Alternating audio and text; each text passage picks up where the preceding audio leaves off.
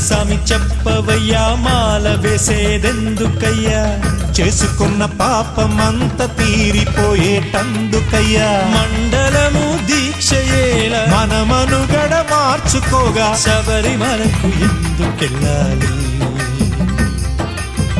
మెట్టు మీద మెట్టు దాటి అయ్యప్పను చూసేందుకు మన బతుకులు ధన్యమయ్యే మకర జ్యోతి దర్శనార్థము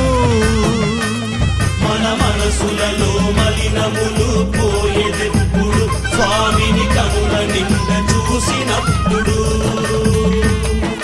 మనసులలో మలినములు పోయేదెప్పుడు స్వామిని కనుల నిండ చూసినప్పుడు